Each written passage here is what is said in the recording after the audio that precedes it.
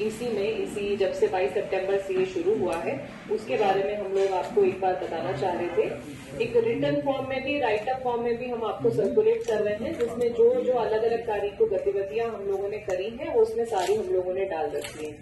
साथ ही साथ महिला संबंधी हमारी जितनी योजनाएं हैं उनमें नए लाभार्थियों को ढूंढना, उनको उनकी पात्रता के हिसाब से उनके सब कागज पूरे कराना और उनको भी उस योजना का लाभ देना। इसी दौरान जब मिशन शक्ति का अभियान चल रहा है उसे भी हम लोग टारगेट कर रहे हैं। चाहे रानी लक्ष्मीबाई स्कीम हो हमारी, चाहे हमारी महिलाओं की विधवा पेंशन हो, चाहे बच्चों के लिए पढ़ाई के लिए अनुदान हो, सब चीजें हम जो है कोशिश कर रहे हैं कि इसी दौरान, अभियान के दौरान नए लाभार्थी ढूंढें और उनको भी हम लोग इन योजनाओं का लाभ दें। तो मुख्य रूप से जो हमारे विभाग है इस समय पे, पुलिस विभाग तो है ही है जो वो अपनी एक्टिविटीज कर रहे हैं, वो इसके साथ भी आपको ब्रीफ करेंगे उसके बारे में। साथ ही साथ प्रोबेशन विभाग है, कार्यक्रम विभाग है, हेल्थ डिपार्टमेंट है और NRLM है जिसको हम लोग फोकस कर रहे हैं।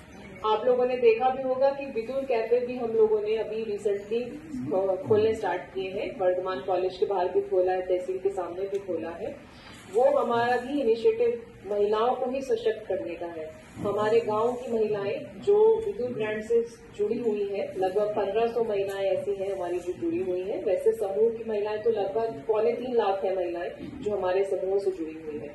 उनको सशक्त करने के लिए, क्योंकि नारी सशक्त तभी होगी जब वो फाइनेंशियली इंडिपेंडेंट होगी, अपना खुद का वो कुछ आय करेगी, अपने परिवार को स्ट्रॉन्ग करेगी, अपने आप को स्ट्रॉन्ग करेगी। उसी तहत हम लोगों ने विदुर कैफेज खोलने स्टार्ट किए हैं। आप लोगों से साथ हम लोगों ने प्रेस नोट और उसकी जो है मीडिया के लिए वीडियोस भी शेयर करी थी। तो वो हमारा एक मेजर स्टेप है जो हम विकास विभाग से कर रहे हैं। विदुर के जो स्टोर्स हैं जहाँ पे रोजमर्रा की चीजें, चाहे से साबुन, तेल, शैम्पू है, मसाले हैं, विदुर के जो स्टोर्स हैं वो लगभग 19 स्टोर हम लोग ने पूरे जनपद में पहले खोले थे। अब हमने विदुर कैफे के नाम से, जहाँ लोग कॉफी पी सके और स्नैक्स खा सके, तो क्योंकि आजकल उनका कल्चर है, आप देख रहे होंगे कि रोड्स पे छोटे छोटे अच्छे जॉइंट्स जो है वो खुल रहे हैं, तो उसी स्तर पे हम लोगों ने विदुर कैफेज भी खोलने शुरू करा। इसके अलावा जब से प्रोग्राम शुरू हुआ है इसका राइटअप भी आप लोगों को हम लोग प्रोवाइड कर रहे हैं। सबसे पहले हम लोगों ने 23 तारीख में एक साइक्लोथॉन किया था जिसमें लगभग 4000 महिलाओं ने पार्टिसिपेट किया था। उसके बाद से जन जागरूकता कार्यक्रम अलग अलग से हम लोगों ने नवरात्रों के दौरान आयोजित किए। नुक्कड़ नाटक 27 तारीख में कराया था। कन्या पूजन का कार्यक्रम 30 सितंबर में हम लोगों ने कराया था। एक ड्राइविंग माई ड्रीम्स नाम से हम लोगों ने परिवहन विभाग के सहयोग से कार्यक्रम कराया था 3 अक्टूबर को। कन्या जन्मोत्सव भी जो है हमारा आगे प्लान है, नहीं 8 तारीख को हो गया है। कन्या जन्मोत्सव का आयोजन हम लोगों ने कर लिया है। आदरणीय जिलाधिकारी महोदय, सभी मीडिया बंधुगण और अन्य जो भी गणमान्य व्यक्ति यहाँ उपस्थित हैं, मैं आपका अभिवादन करता हूँ। मिशन शक्ति फेज 5.0 माननीय मुख्यमंत्री जी के मार्गदर्शन में जो है वर्ष 2025 में सुचारू रूप से चल रहा है और इसके संबंध में ही जानकारी देने के लिए ये ज्वाइंट प्रेस कॉन्फ्रेंस की जा रही है।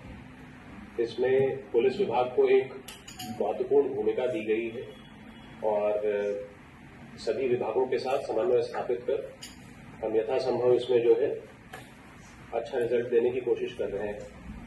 इसमें जो प्रमुख चीजें हैं वो मैं सबसे पहले आपको बताना चाहूंगा। सबसे पहला, सभी थानों पर मिशन शक्ति केंद्र स्थापित किए गए हैं जिसमें कि पहले से जो महिलाओं के लिए जो भी सुविधाएं उपलब्ध थी, उदाहरण के लिए उन्हें अटेंड करने के लिए महिला हेल्प डेस्क थी जिस पर महिला पुलिसकर्मी नियुक्त रहती थी। एंटी रोमियो स्क्वाड्स थे जिनका काम बेसिकली मार्केट्स में, स्कूल्स, कॉलेजेस में कहीं पर भी यदि टीजिंग हो रही है या इस प्रकार की कोई समस्या है तो उसको अटेंड करना था। इसके अतिरिक्त 1090 पर ऐसी महिलाएं जो अपनी शिकायतें दर्ज कराते समय अपनी पहचान गोपनीय रखना चाहती हैं, उनके संबंध में सुविधा थी। ये बेसिकली लखनऊ से पुलिस स्टेशन पर कॉल्स डायरेक्ट होती हैं और उसके बाद उसका निराकरण थाना स्तर से किया जाता है। इसके अतिरिक्त महिला संबंधित अपराध हैं जहां पर FIRs पंजीकृत होते हैं, इनका इन्वेस्टिगेशन होता है।